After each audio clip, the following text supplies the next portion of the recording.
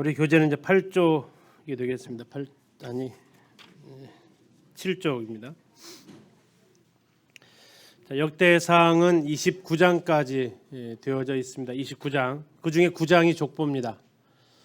1장이 창세기 족보입니다. 2장도 물론 이제 창세기 족보가 나오긴 하지만 족보 기록 방식이 좀 독특합니다. 이따 뭐 좀 장 들어가서 확인하고요.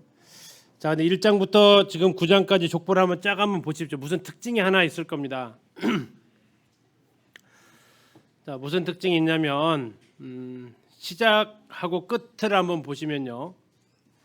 남유다 왕국은 몇 지파로 이루어졌죠? 남유다 두 지파죠. 북이스라엘이 10지파입니다. 남유다 두 지파는 어디와 어디죠? 베냐민과 유다 지파입니다. 자, 한번 쫙 보시면 2장부터 이스라엘의 12아들, 야곱의 12아들 이야기가 나오는데 유다 자손 이야기부터 합니다. 스타트가 유다 자손입니다. 마지막은 누구예요? 베냐민 자손으로 마무리합니다. 그러니까 시작과 끝을 어느 나라? 남유다로 시작과 끝을 맺고 있다라는 겁니다. 더 나아가서 2장, 3장, 4장이 다 유다 지파 이야기입니다. 다시 말하면 남유다 왕국의 중심이 유다 지파에 있었다라는 것을 확인할 수 있겠습니다. 그리고 유다 지파와 같이 땅을 차지했다라는 이유로 시므온 지파가 언급이 되는 것 같고요. 5장에서 요단 동편 땅에 있었던 두 지파 반 이야기를 합니다. 그러면서 5장에서 약간 설명을 합니다. 이 두 지파 반에 대해서 긍정적인 면, 부정적인 면 일단 좀 살펴보고요. 앞에 2장부터 4장까지 보면 여기에도 설명하는 사람이 3명 나옵니다. 3명 나오는데 부정적인 사람 2명 이야기를 하고 있고 긍정적인 사람 1명 이야기를 하고 있습니다. 유다 지파에서 그렇습니다. 자, 부정은 이따 보고 긍정적인 이야기는 성도님들 많이 알고 계시는 분입니다. 이름 3글자고요. 무슨 기도해가지고 유명한 분입니다. 야베스의 기도 들어보셨죠? 내게 복에 복을 더하사 내 지경을 넓히시고 이렇게 나와 있죠. 그 4장에서 나오고 있습니다. 쭉 족보만 얘기하다가 이 족보 이야기 특징이 그렇습니다. 쭉 이름만 열거하다가 갑자기 어떤 사건을 터뜨립니다. 그것은 하나 여기에서 환기시켜주는 역할을 한다는 얘기고 왜 거기에서 그런 설명을 하고 넘어가는지를 우리는 놓치면 안 된다라는 얘기입니다. 그것이 흔히 말하는 보물이라는 거죠. 보물은 흔합니까? 아니면 귀합니까? 귀하죠. 이름만 쭉 널려 있는 것 같은데 거기에 이렇게 보물이 숨어 있다라는 거예요. 그런데 역대기 기자는 그렇게 거기에다 보물을 숨겨놓은 이유가 또 있다라는 겁니다. 다음에 이 족보의 한 중심부를 차지하는 게 6장 레위 지파 이야기고요. 엄청 깁니다. 제일 길어요. 6장이. 그러니까 제일 읽기 힘들겠죠.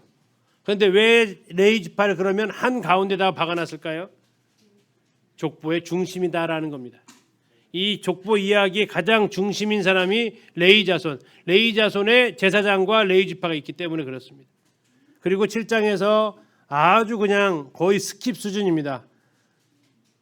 5지파 이야기를 그냥 쭉 써버립니다.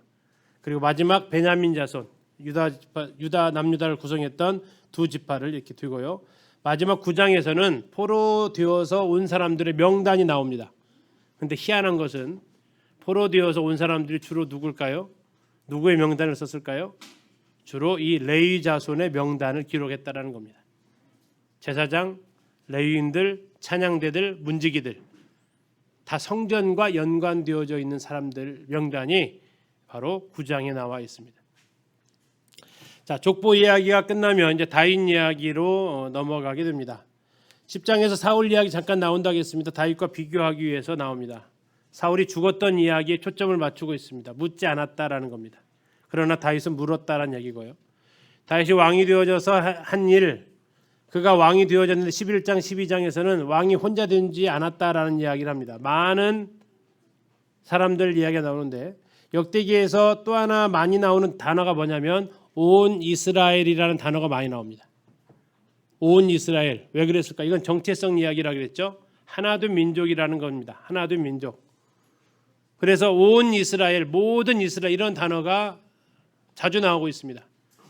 다윗이 왕이 될 때 그러한 과정을 통해서 왕이 되었다고 이야기를 하는 겁니다. 그리고 나서 언약궤 모셔오는 이야기가 13장부터 16장까지 나와 있습니다. 17장이 초점이라고 했죠. 제일 중심이라고 그랬죠. 다윗 언약이 나오는 내용입니다. 성전을 짓고 싶었지만 하나님께서 아니 내가 너의 집을 지어줄 거야. 영원한 집을 지어줄 거야. 그리고 성전은 네 아들이 건축할 건데 그는 내 아들이 될 거야 라고 합니다. 내가 그의 아버지가 될 거야 라고 이야기합니다. 솔로몬의 아버지가 다윗이 아니라 하나님이 되시겠다고 얘기합니다. 그리고 열왕기상하고 약간 차이점은 예수님에게까지 이 내용이 연결되어져 갑니다.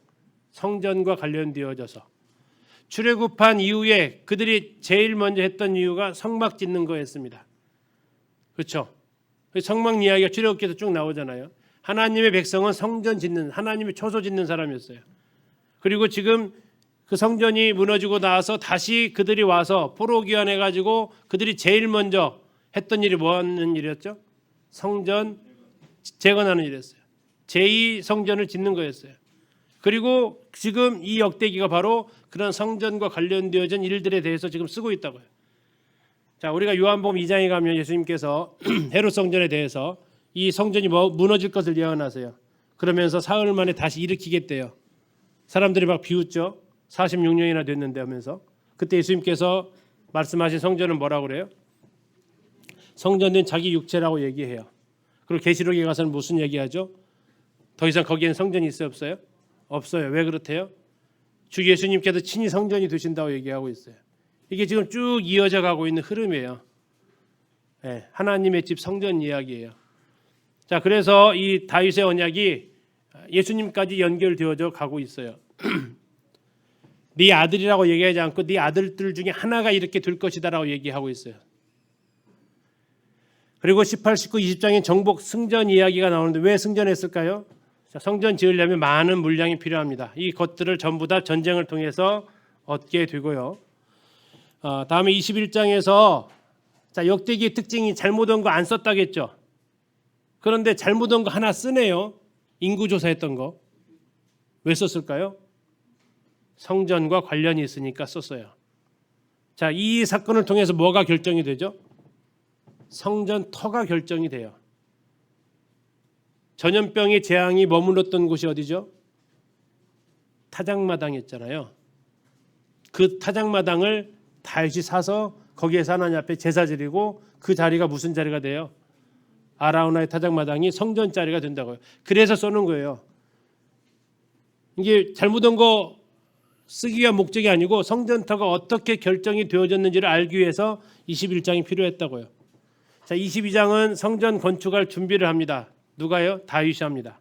그리고 성전에서 일할 사람들 얘기합니다. 레위인들, 제사장들, 25장의 찬양대들, 26장의 문지기들, 그리고 군인들, 정부 지도자들, 그리고 28장에서 다 모아놓습니다. 그러면서 뭐 하냐면 헌금해요, 다윗이. 그러니까 왕이 헌금하니까 주변 사람들 어떻게 해요? 왕도 오니까 해야죠, 다 기쁘게 자원함으로. 그러면서 다윗이 나중에 고백하는 뭘 고백해요? 도대체 우리가 무엇이 간데 이렇게 즐거이 드릴 마음이 있어서 하나님 앞에 이렇게 헌신할 수 있었습니까? 라고 고백을 하는 것이 29장이에요. 지금 쭉 보시겠지만 21장부터 보세요. 다 뭔 얘기냐면 다 성전 얘기예요. 전부 다. 뭐 싸우고 정복하고 뭐 이런 내용이 아니에요. 다 성전 이야기예요. 이게 열왕기 상하, 사무엘 상하하고는 확연히 구분되어지는 내용들이죠. 자, 역대하로 넘어가면 역대하는 몇 장까지 있어요? 36장까지 있어요. 좀 더 길죠. 자, 역대하는 솔로몬이 왕위에 올라가는 것부터 시작을 합니다. 그리고 거기에서 이제 솔로몬이 기브온 산당에서 제사 드렸던 그 내용부터 시작을 하죠. 그리고 2장부터 곧바로 들어가는 것이 제2 4년 만에 성전 건축을 합니다. 그리고 성전이 완성이 되고 7장에서 6장에 솔로몬이 기도합니다. 그리고 7장에서 하나님 앞에 낙성식을 하는데 그때 하나님께서 나타나셔서 솔로몬과 다시 아버지 다윗과 맺었던 그 언약을 떠오르게 하시고 거기에서 솔로몬과 다시 한번 하나님께서 언약을 세우십니다. 그리고 솔로몬이 했던 일들을 간단하게 언급을 하고요. 10장부터는 13장까지 나라가 어떻게 나누어졌는지, 특별히 열왕기상하에 없었던 제사장과 레위인들은 어떻게 되었는지, 나라가 나누어진 이후에, 다시 말하면 이렇게 쭉 보니까 원래 남유다 왕국이 유다 지파하고 베냐민 지파였는데 무슨 지파가 더해진 것으로 보여요? 레위 지파가 지금 자연스럽게 더해진 거죠. 원래 정복해줄 때는 48개의 성읍이 흩어져 살았어요. 근데 여로보암이 이렇게 양쪽에 단과 베델에 여로보암 제단을 쌓으면서 그들이 전부 다 남유다로 내려왔다. 근데 그렇게 내려와서 3년간은 굉장히 강성했다라고 하는데 딱 3년 갔대요. 3년. 그리고 나머지는 또 엉망으로 살아서 애굽왕 시삭이 와서 싹 뺏어갔다. 그리고 아비야하고 여로보암하고 싸우는데 열왕기서에 없었던 아비야가 굉장히 잘했다라는 내용이 나옵니다. 뭘 잘했을까요? 하나님한테 기도했다라는 거 잘했다라는 거예요. 기도한 거 나와요.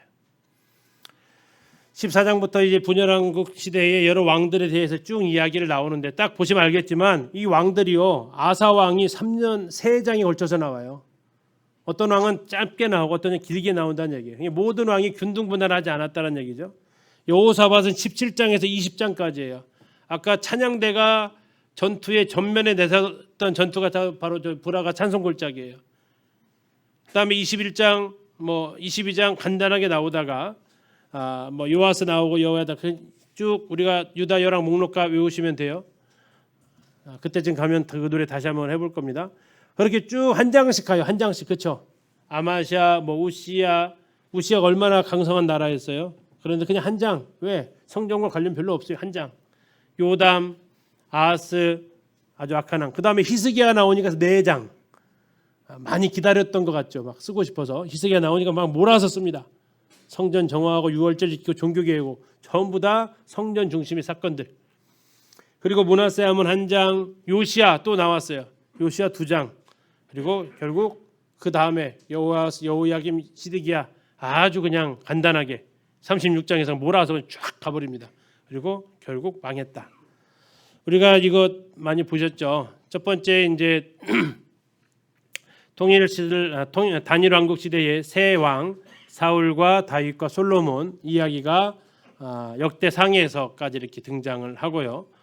북이스라엘의 총 19명의 왕 이야기가 이렇게 나와 있는데 여로보암부터 시작해서 호세아까지 우리가 열왕기 상하에서 다 살펴보았던 인물들입니다. BC 722년에 북왕국 이스라엘이 아수르 제국에 의해서 멸망당하는 사건까지 우리가 기억하는데 이 사건은 역대기에서 거의 안 나온다고요. 대신 남유다의 이야기는 르호보암부터 시작해서 쭉 20명의 왕의 이야기가 기록이 되는데 내용의 특징은 성전과 관련되어진 왕들은 자세하게, 그러나 그것과 관련되지 않은 왕들은 아주 짧게 언급이 된다라는 겁니다. 그래서 시드기야까지 해서 남유다가 멸망하는 것까지 이렇게 우리 같이 볼 수 있습니다. 자, 그러면 역대상 1장부터 가서 족보를 좀 보도록 하겠습니다. 여기서 읽지는 않을 거니까 졸지는 마시고요. 중요한 것을 놓치지 않도록만 좀 살펴보도록 하겠습니다. 자, 이 역대상의 족보를 보는 것도 참 특이한 부분입니다. 우리 막 이름만 나오니까 막 가기 바쁜데 1절부터 4절까지를 먼저 보시면 족보 서수라는 것이 달라요. 아담, 셋, 에노스, 게남, 마할랄렛, 랄렐, 야렛, 에녹, 무드셀라, 라멕, 노아, 셈, 함, 야벳. 총 몇 명 나왔어요?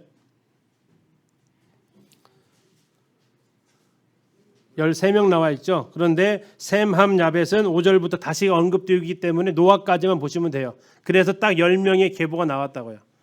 창세기 5장에 나와 있는 계보와 동일합니다. 자, 이런 식으로 가다가 그 다음에 5절에 야벳의 자손은, 6절에 고멜의 자손, 7절 야완의 자손, 이런 내용이 1, 2, 3, 4절에는 없었잖아요. 그렇죠?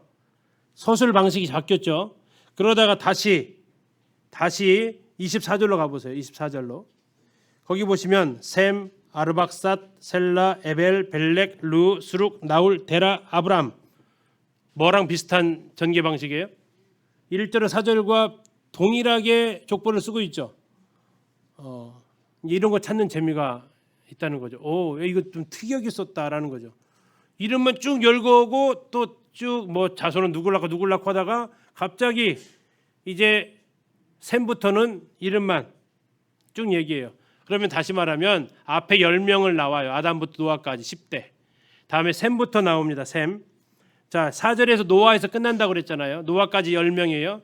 다음에 24절에서 이제는 셈부터 나와요. 노아의 아들이니까. 그래서 셈부터 시작해서 누구까지? 아브라함까지 또 10대가 나와요. 그럼 여태까지 몇 대가 한 거예요? 20대가 나와 있는 거죠. 20대. 자, 그렇게 해도 쭉 또 전개를 해 나가요. 그렇게. 그러다가 결국 중요한 것은 이제 2장에 가서 마무리를 짓는데 2장 1절 가서 보시면 이스라엘의 아들은 이러하니 이렇게 나와 있어요. 자, 누구의 아들이라고 했어요? 야곱의 아들이라고 안 했죠? 무슨 아들이라고 했어요? 이스라엘의 아들이라고 했어요. 야곱이 이스라엘로 언제 바뀌죠? 야복강 나루터에서 씨름하면서 이름 바뀌죠. 그때 하나님께서 말씀하셨죠. 이후로는 내가 다시 너를 야곱이라고 하지 않겠다. 너를 뭐라고 부르겠다? 이스라엘이다. 아마 이때부터가 역대기부터인 것 같아요. 여기서부터는 이제 야곱이라고 안 불러요. 이스라엘이라고 불러요. 이스라엘로 하나님께서 말씀을 하세요. 자, 이렇게 해서 지금 이제 여기까지가 이 역대상을 다시 절을 나눈다면 2장 2절까지 나누면 좋겠다 싶긴 합니다만 여기까지가 지금 이제 이스라엘의 12아들이 나오기 전까지의 기록이 등장한다라는 얘기입니다. 이게 창세기의 기록이죠. 창세기의 족보. 자, 몇몇 읽다 보면 아는 사람 이름이 가끔씩 나올 때가 있어요. 그렇죠? 뭐 그럴 때 그런 재미 찾으시면 돼요. 뭐 니므롯이 잠깐 나오고요. 또 벨렉 나옵니다. 벨렉 세상이 나뉘었다. 뭐 두 가지로 보통 이야기합니다. 바벨탑 사건 때 인구가 이렇게 분산되어졌을 때 그 벨렉이라는 이름이 나뉘었다. 아니면 우리 학생들이 과학 시간에 배운 대륙 이동설 할 때 아마 세상이 나뉘었다. 그럴 때 이 벨렉 때 그런 일이 있었던 것 같다. 이렇게 하시는 분도 계십니다. 아무튼 그렇게 중요한 것은 아담부터 아브라함 그리고 아브라함의 이삭의 아들 야곱이 아닌 이스라엘. 지금 핑크색으로 되어진 글씨가 1장에서 말하고 싶은 사람들 이름입니다. 아담에서 시작해서 노아에서 끝났어요. 그리고 쭉 누구 자손하다가 다시 24절부터 셈부터 시작해서 아브라함에서 끝나요. 그리고 쭉 얘기하다가 아브라함이 두 아들을 낳았는데 이삭을 낳았다고 나와요. 34절에. 이건 지금 아마 거기 없을 겁니다. 34절에 이삭을 낳고 이삭이 두 아들을 낳았는데 에서와 이스라엘이다. 그래서 이 족보 이스라엘의 족보를 기록하는 방식은 중요한 사람을 앞에다 쓴다고요? 뒤에다 쓴다고요? 뒤에다 쓴다고요. 네. 앞에다 쓸 때가 있고 뒤에다 쓸 때가 있어요. 앞에다 쓸 때는 언제 쓰냐면 이름만 열거할 때는 앞에다 써요. 그리고 뒤에다 쓸 때는 언제 쓰냐면 뒷이야기를 이어가려고 할 때는 뒤에다 쓴다고 그랬어요. 창세기 할 때 그렇게 말씀을 드렸습니다. 다시 말하면 지금 이제 에서와 이스라엘의 자손들을 먼저 쓰는 얘기는 에서의 자손을 먼저 쓰는 이야기는 이야기를 이스라엘로 이어갈 거다라는 그 설명이 담겨져 있다라는 얘기입니다. 아까 말씀드린 대로 이 부분은 이스라엘 백성들의 정체성을 담겨져 있는 부분이니까 내 이름 없어도 읽으셔야 돼요. 한 번씩은요. 자, 2장으로 가보시겠습니다. 2장부터 4장까지가 유다 자손 이야기가 나와 있습니다. 4장 23절까지 나와 있는데 가장 먼저 나와 있는 게 유다 자손, 가장 길게 자세하게 나와 있는 게 유다 자손입니다. 자, 그렇게 해서 유다 자손이 이스라엘의 아들이 12아들인데 제일 먼저 유다에 대해서 언급을 하고 있는데, 자, 아까 두 명을 설명하고 있다고 했어요. 부정적인 사람 두 명. 첫 번째 사람이 7절에 나와 있는 사람입니다. 2장 7절 한번 보세요. 갈미의 아들은 아갈이니. 우리 이렇게 안 배웠죠, 그렇죠? 여호수아에서 뭐라고 나왔죠? 아간이라고 배웠잖아요. 아간. 근데 아갈로 나왔어요. 왜 이랬을까요? 아마 이제 뭐 성경학자들은 보통 두 가지 정도 얘기합니다. 이런 상황에서는 하나는 철자법이 좀 바뀔 수 있다. 모세 시대하고 에스라 시대와 철자법이 좀 바뀔 수 있다. 또 하나는 이제 흔히 필사자들의 오류일 수 있다. 뭐 어쨌든 근데 우리는 알 수 있는 갈미의 아들은 아간이라는 거. 또 하나는 여기에서는 워드 플레이 하려고 하는 뜻을 가지고 있다. 이 아갈의 뜻이 재앙이라는 뜻이에요. 이 아간으로 말미암아서 그들에게 재앙이 찾아왔잖아요. 그래서 아갈이라고 이름이 아마 이렇게 언어 플레이한 것 같다라고 이야기하기도 합니다. 어쨌든 첫 번째 부정적인 사람 얘기하는데 7절 보니까 그는 진멸시킬 물건을 범하여 이스라엘을 괴롭힌 자다라고 나옵니다. 자, 이스라엘을 괴롭힌 자가 나와 있어요.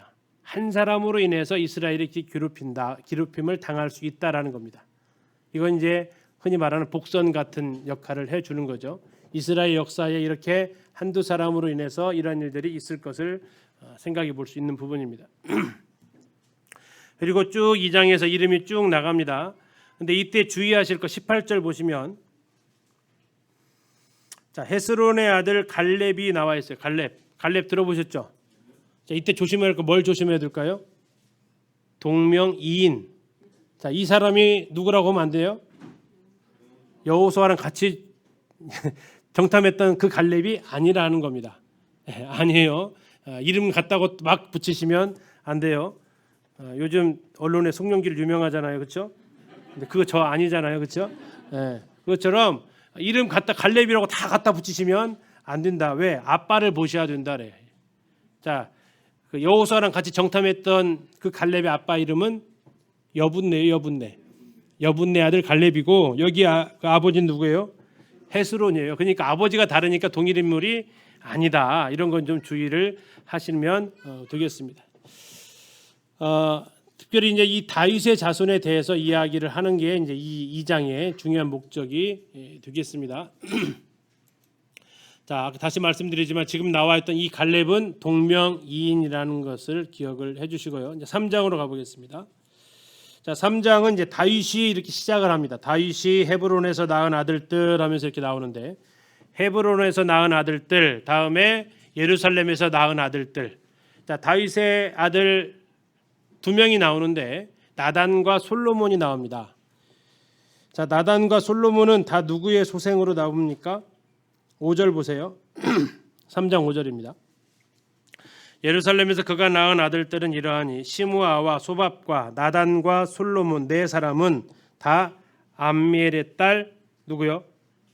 바수아가 누굴까요? 바세바입니다. 아까 아갈처럼 이름이 약간 변해 있죠. 표기법이 약간 달라지지 않았을까 한다는 얘기 말씀드렸습니다. 아무튼 우리는 알 수 있습니다. 왜? 솔로몬의 엄마니까. 바세바가 4명의 아들을 낳았다라는 얘기입니다. 근데 그 2명이 예수님 족보에 나오는 사람이라는 얘기예요. 솔로몬은 마태복음에 나오는 족보에 나오죠. 그죠? 다음에 누가복음에 보면 나단이라는 사람이 나옵니다. 흔히 말하는 마리아의 족보로 나오는데요. 이 2개의 명을 다 올라가면 결국 다윗에게서 만난다는 얘기고 바세바를 통해서 낳은 2 아들이었다라는 얘기입니다. 이해가셨죠? 자, 그렇게 해서 지금 이제 그 5절을 통해서 나단과 솔로몬이라는 인물에 좀 보시면 되겠습니다. 다음에 10절부터 보시면 솔로몬의 아들은 이렇게 나옵니다. 그리고 우리가 유다 열왕 목록가에서 배웠던 그 왕들의 이름이 쭉 나옵니다. 자, 르호보암, 아비야, 아사, 여호사밧, 여호람, 아하시아, 아달랴, 요아스, 아마시아 이렇게 쭉 나옵니다. 쭉 왕들의 이름이 기록이 되어지는 것을 볼 수 있습니다. 자, 다음에 18절 먼저 보시면요. 17절부터 보실게요. 사로잡혀간 여고냐의 아들들은 그의 아들 스알디엘과 말기람과 부다야와 세낫살 나오죠. 세낫살. 자, 이게 이제 일부 학자들은 이 사람이 이제 세스바살이다라고 이야기를 하기도 합니다.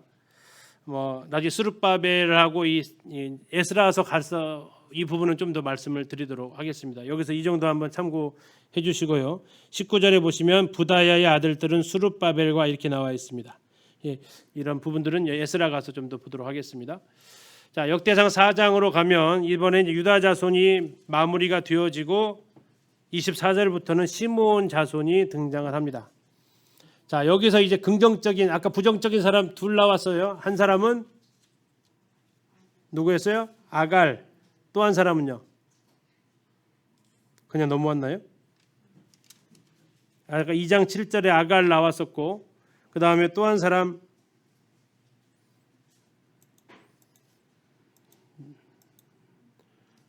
또 한 사람 누구 있어요? 3절 보시겠습니다. 2장 3절 건너뛰고 왔네요. 2장 3절입니다. 유다의 아들은 에르와 원래 이제 창세기나 엘로 나오죠. 에르와 오난과 세란이 셀란 이 세 사람은 가나안 사람 수아의 딸이 유다에게 낳아준 자요. 유다의 맏아들 누구요?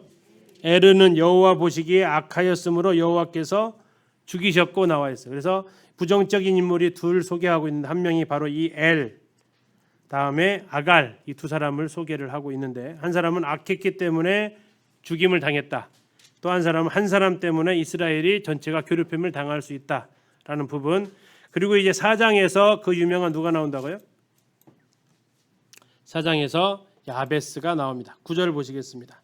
4장 9절.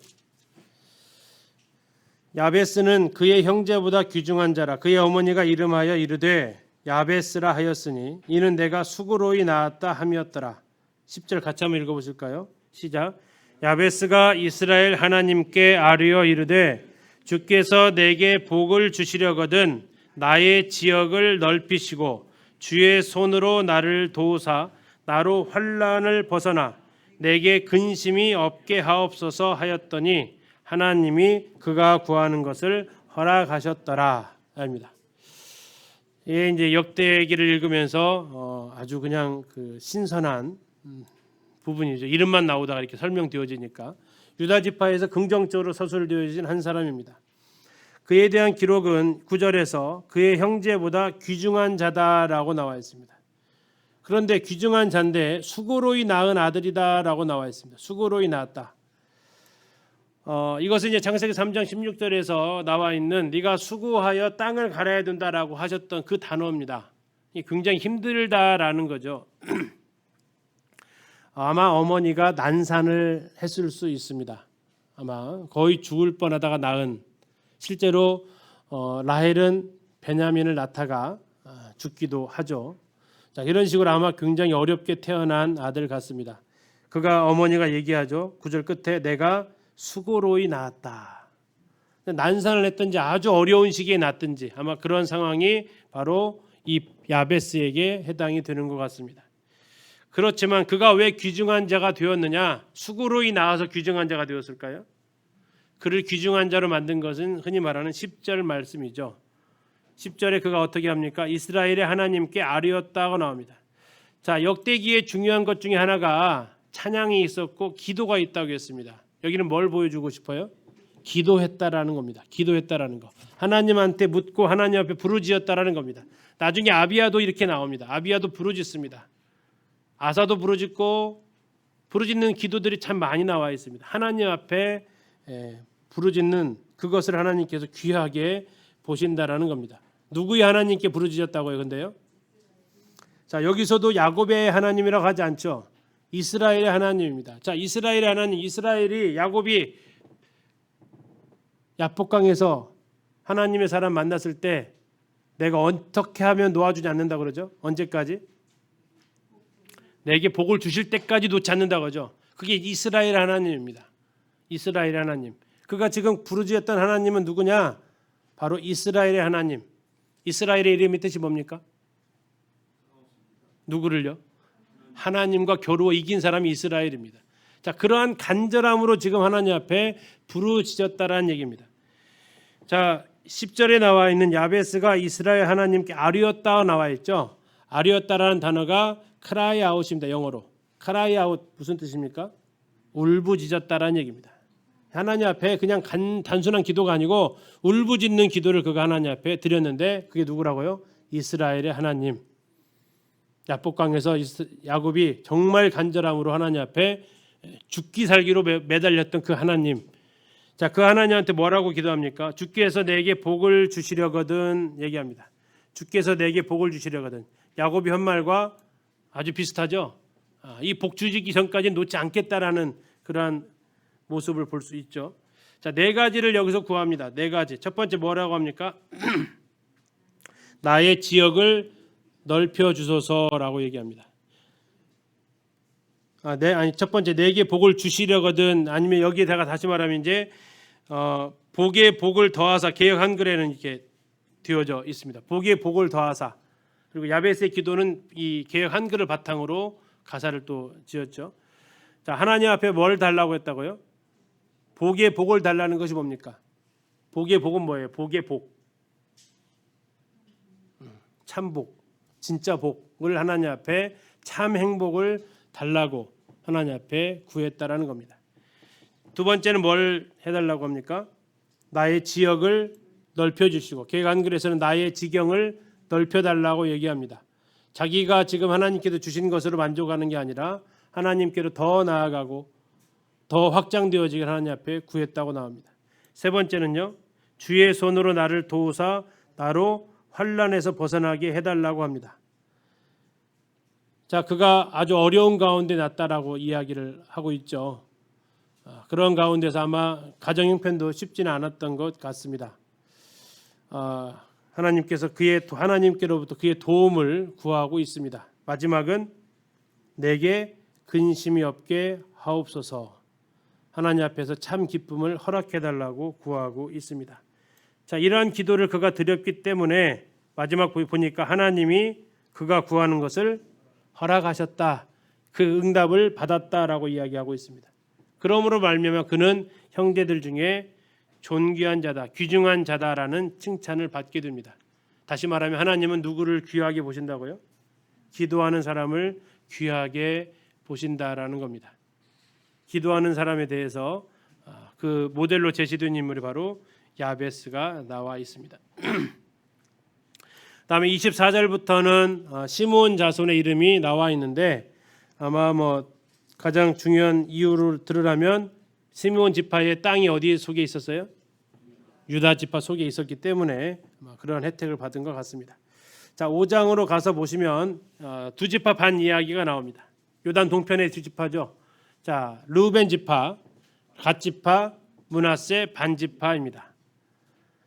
자, 르우벤 지파가 큰아들이면서도 이렇게 서열이 밀려난 이유는 그가 범죄했던 것을 이야기를 하고 있습니다. 5장 1절에 나와 있죠. 르우벤은 장자라도 그의 아버지 침상을 더럽혔기 때문에 장자의 명분이 이스라엘의 아들 요셉의 자손에게 돌아가서 족보에 장자의 명분대로 기록되지 못하였다. 유다는 형제보다 뛰어나고 주권자가 유다에게서 났으나 장자의 명분은 요셉에게 있었다. 장자의 명분은 두 곱을 받는 거죠. 그래서 두 지파가 나온 것이 요셉 지파죠. 에브라임과 므낫세. 자, 이 부끄러운 역사인데 왜 기록했을까요? 유다와 연관되어지기 때문입니다. 그래서 2절에 특별히 유다에 대해서 언급을 하죠. 형제보다 뛰어나고 주권자가 태어났다라는 얘기입니다. 다윗이죠. 그것을 언급하기 위해서 이 이야기를 합니다. 자, 그 다음에 갓자손 얘기하고요. 므낫세 반지파 얘기하는데 19절 가서 보시겠습니다. 긍정적인 거 하나, 부정적인 거 하나, 두 가지 이야기합니다. 역시 이것도 놓치면 안 되는 부분입니다. 자, 5장부터 보시면 19절입니다. 그들이 하갈 사람과 여드루와 나비스와 노답과 싸우는 중에 20절 뭘 얻었어요? 도우심을 입었다고 나옵니다. 도우심을 입었어요. 근데 왜 도우심을 입었느냐? 그 쭉 나가면 이는 그들이 싸울 때에 뭐 했습니까? 하나님께 의뢰하고 그 다음에요 부르짖었어요. 기도했다라는 얘기입니다. 하나님께 의뢰하고 기도했어요. 그랬더니 하나님이 그들에게 응답하셨어요. 아까 지금 야베스랑 같은 거죠. 하나님 앞에 기도하는 사람을 존귀하게 여기시는데 하나님께서 이스라엘 백성들 특별히 이 요단 동편 지파 그들이 전쟁할 때에 하나님 앞에 부르짖고 의뢰해서 그들이 승리했다라고 이야기를 하고 있습니다. 22절 보시면 죽임을 당한 자가 많았으니 이 싸움이 하나님께로 말미암았음이라. 자, 부르짖으면 누가 싸우신다고요? 하나님이 싸우신다라는. 그래서 그들이 이겼다라는 얘기입니다. 자, 그러다가 그들이 여기까지는 잘했는데 실패한 이야기가 25절부터 나옵니다. 그들의 조상들의 하나님께 뭐 했습니까? 범죄하여 하나님이 그들 앞에서 멸하신 그 땅 백성의 신들을 간음하듯 섬긴지라. 그러므로 이스라엘 하나님이 아수르 왕 불의 마음을 일으키시며 아수르 왕 디글랏 빌레셀의 마음을 일으키시매 곧 르우벤과 갓과 므낫세 반지파를 사로잡아 할라와 하볼과 하라와 고산 강가에 옮긴지라. 그들이 오늘까지 거기에 있으니라. 이 이스라엘 10지파 중에서 제일 먼저 멸망한 지파가 요단 동편 지파입니다. 2지파 반. 제일 먼저 멸망당해요. 여기는 아람 때부터 계속 공격당했던 지파예요. 그들이 부르짖을 때는 하나님께서 대신 싸워줬는데 그들이 왜 멸망당해서 포로로 끌려갔다고 얘기합니까? 여호와께 범죄했다라고 얘기하고 있습니다. 여호와께 범죄했다. 무슨 범죄입니까? 우상을 섬겼다라는 겁니다. 그래서 결국 그들은 포로로 잡혀갔다. 이 요단 동편 지파를 통해서 이 역대기에 중요한 주제를 지금 말하고자 하는 것입니다.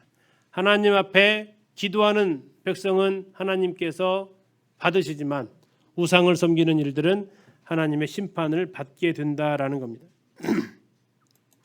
자, 6장 엄청 깁니다. 몇 절까지 있나 보세요.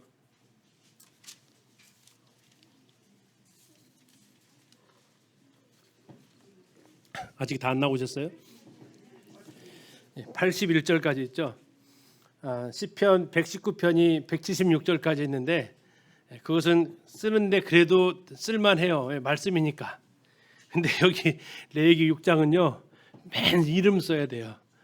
남는 것이 별로 없는데 통독 캠프 가면 필사시키거든요. 여기 맡으면요. 엄청 고생을 해요. 저 민수기 7장 맡아도 고생 엄청 하는데 거기는 89절까지 있거든요. 거기도 이제 똑같은 것이 반복되는데 여기는 이름이 계속 나와요. 그러나 중요한 것은 왜 이렇게 그럼 많이 나왔느냐라는 거죠. 그만큼 많이 돌아왔다는 얘기잖아요. 중요하다는 얘기고 그들이 맡은 역할이 다시 말하면 이 족보의 중심을 차지하고 있다라는 겁니다. 다시 말하면 이스라엘 백성이 회복되려면 누가 회복되어져야 된다고요?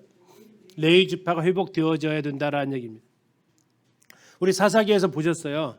뒤에 나와 있는 17장부터 21장까지 그 이야기는 무슨 지파의 타락이라고요? 레위 지파의 타락이었다고요. 레위 첩사건도 그랬잖아요. 미가 신상 사건도 그랬잖아요. 전부 다 레위 지파예요.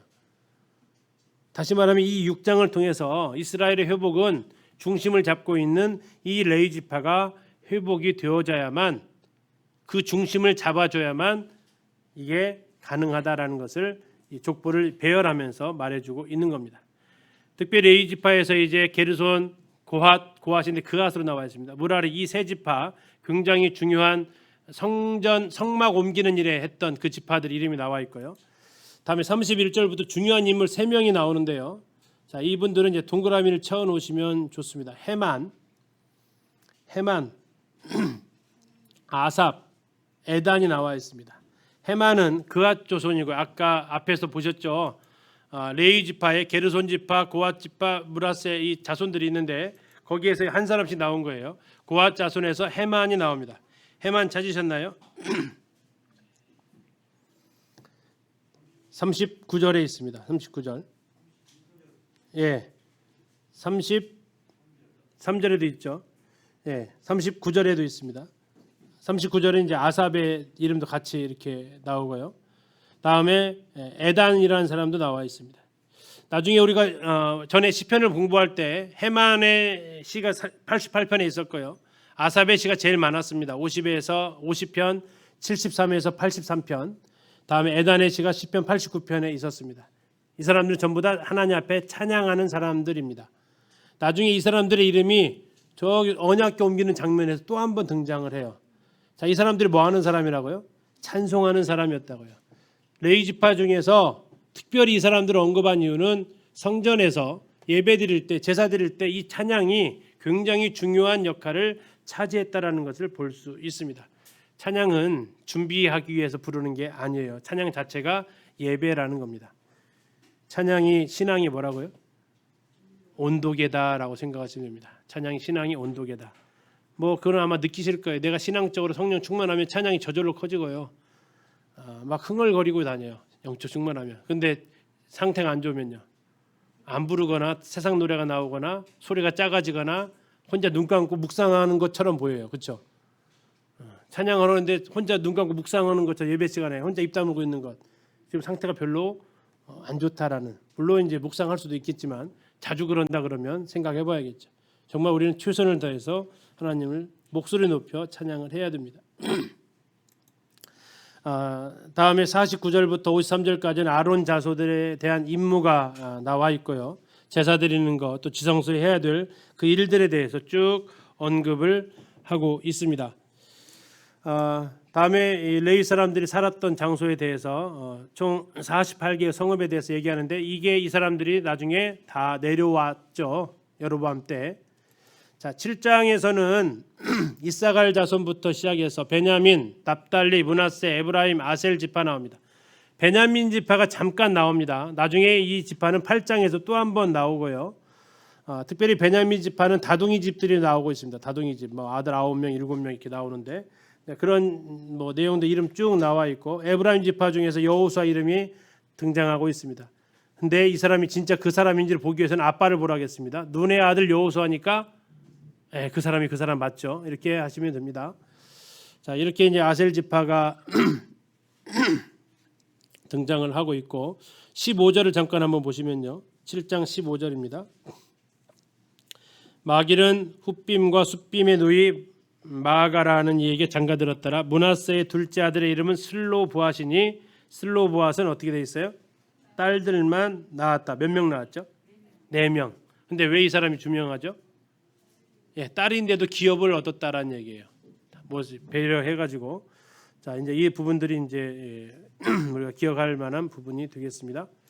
자 8장으로 가면 베냐민 자손 나와 있습니다. 베냐민 자손이 마지막 언급되어 있어요. 유다 자손 처음, 베냐민 자손 마지막.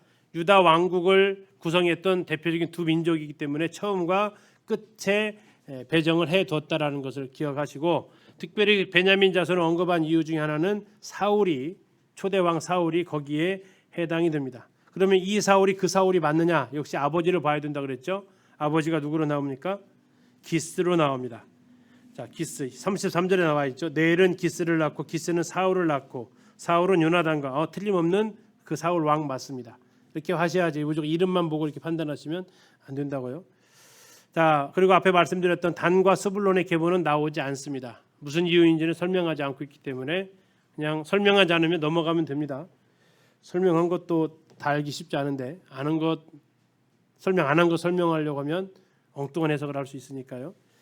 자, 역대상 9장입니다. 자, 9장은 1절 한번 보십시오. 우리에게 익숙한 단어가 나오는데 온 이스라엘이 아까 중요하다고 그랬죠. 이게 자주 나온다고 했죠. 온 이스라엘이 그 계보대로 계수되어 그들은 이스라엘 왕조실록 많이 들어본 말이죠. 조선 왕조실록 많이 들어봤는데 이스라엘도 왕조실록이 있죠. 그렇죠? 이스라엘 왕조실록에 기록되니라. 유다가 범죄함으로 말미암아 바벨론으로 사로잡혀 갔더니 자 언급을 합니다. 사로잡혀 간 백성들을 얘기합니다. 그런데 그들이 2절 그들의 땅 안에 있는 성읍에 처음으로 거주한 이스라엘 사람들은 돌아왔다라는 얘기입니다. 포로에서 돌아왔다고 얘기를 하는 겁니다. 누가 돌아왔습니까? 제사장들과 레위 사람들과 르디님 사람들 성전에서 봉사하는 사람들이에요. 자, 그들이 돌아왔다라고 지금 이야기를 하고 있습니다.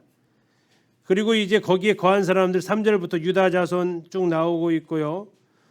베냐민 자손 7절부터 쭉 나오고 있고요. 그렇게 해서 이제 쭉 예루살렘에 돌아왔던 귀환 자 명단을 얘기를 하고 있어요.